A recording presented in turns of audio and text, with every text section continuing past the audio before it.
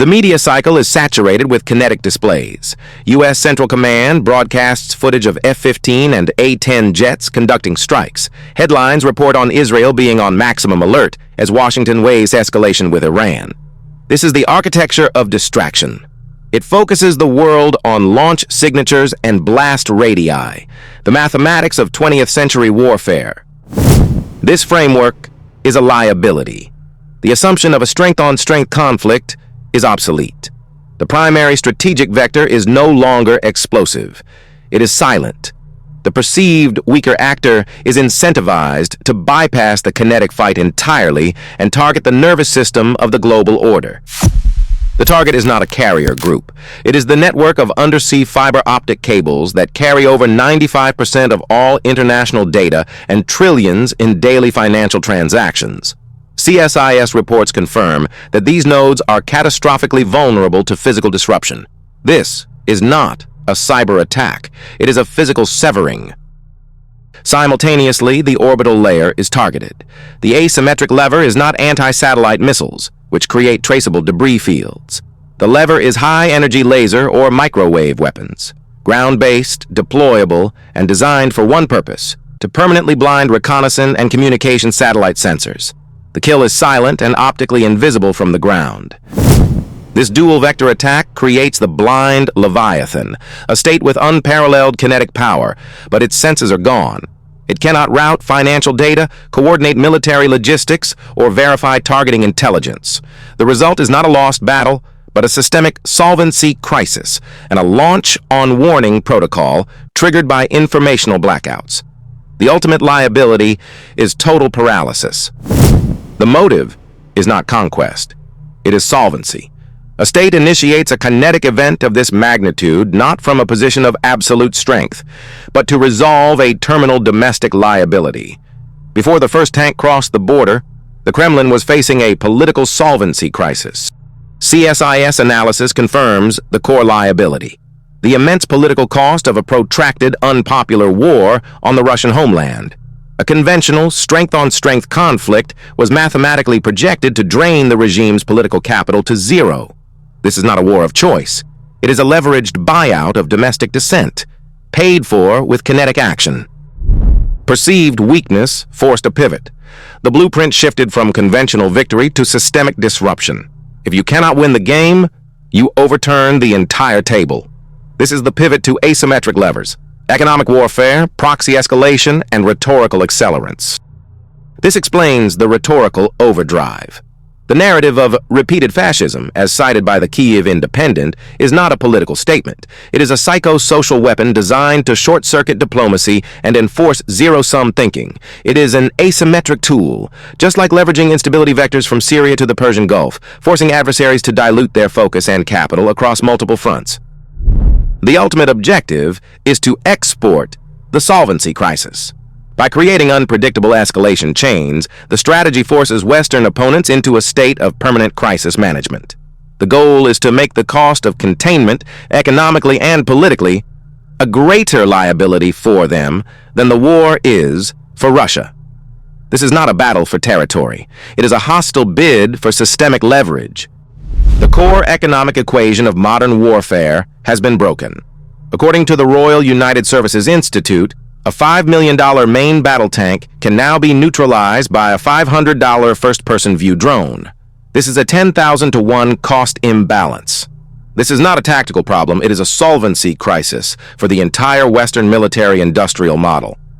Every high-value asset is now a massive liability on the global balance sheet. This is the democratization of violence. The monopoly on decisive, long-range kinetic force, once held exclusively by superpowers with assets like F-15 jets, has been shattered. The barrier to entry for projecting lethal power is no longer a multi-billion-dollar air force and the political will to deploy it. It is a credit card and an internet connection. This empowers non-state actors and weaker states to bypass conventional defenses entirely. The result is a state of permanent low-grade warfare where the kinetic cost of offense is near zero, while the cost of defense is astronomical. This asymmetric liability forces a launch-on-warning posture, not against nuclear assets, but against 1,000 micro-threats. Each drone attack, successful or not, drains the defender's expensive interceptors, pushing their security architecture toward mathematical bankruptcy. The ultimate risk is not a lost battle, but the liquidation of the entire system.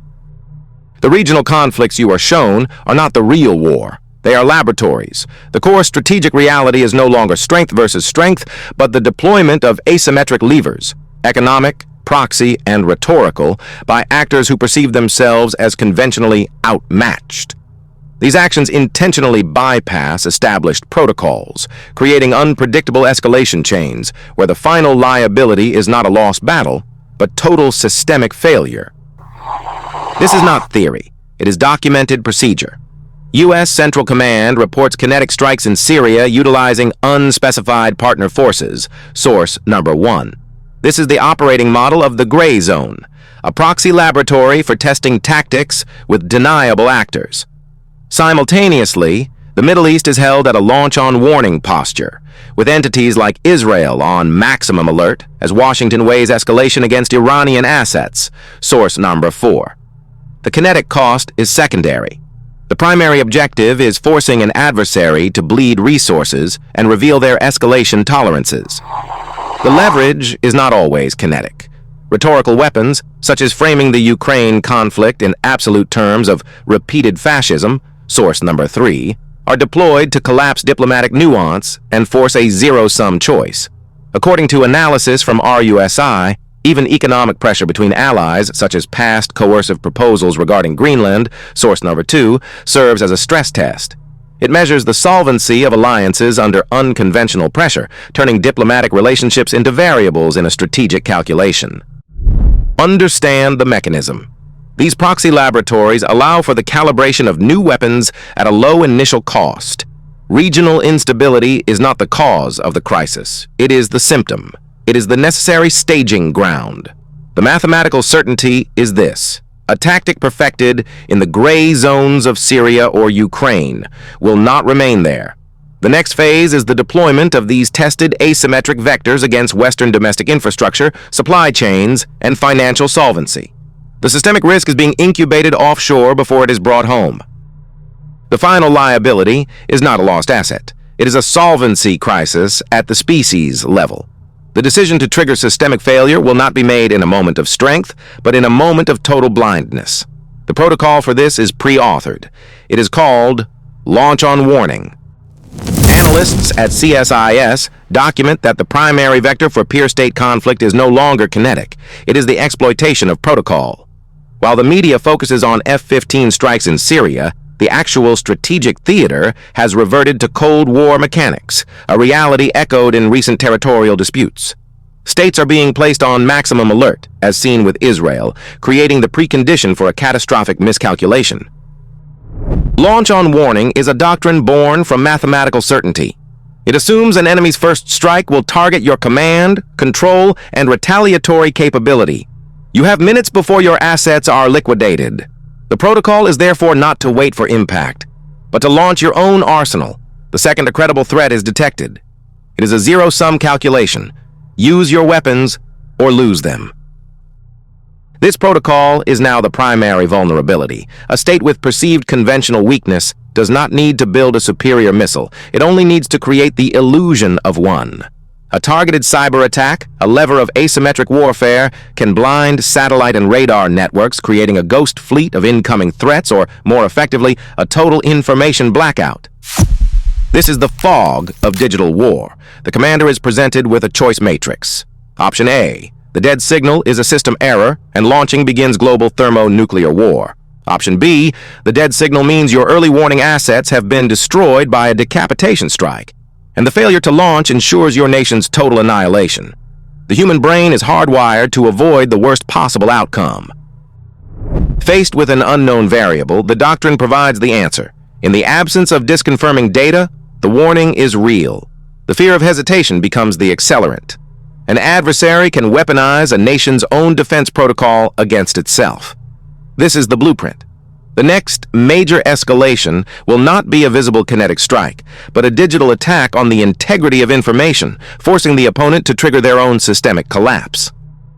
The primary vector of attack is no longer the battlefield. It is the balance sheet.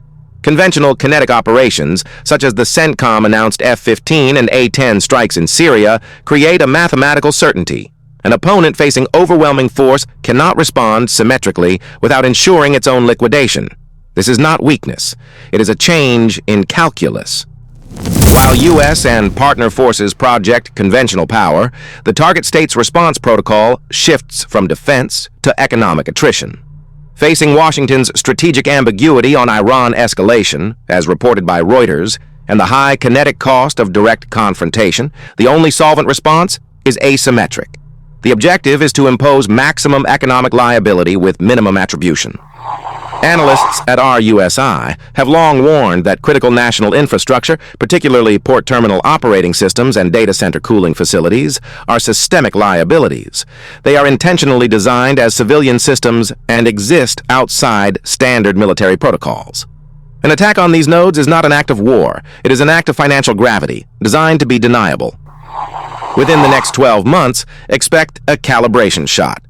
A Tier 1 U.S. port, for example, Los Angeles or Long Beach, will experience a 48 to 72-hour shutdown of its digital logistics network. Cranes will freeze, container movements will halt. The event will be officially attributed to a system glitch or ransomware group. It will be neither. It will be a deliberate attribution impossible signal demonstrating the capability to induce a national solvency crisis without firing a single missile.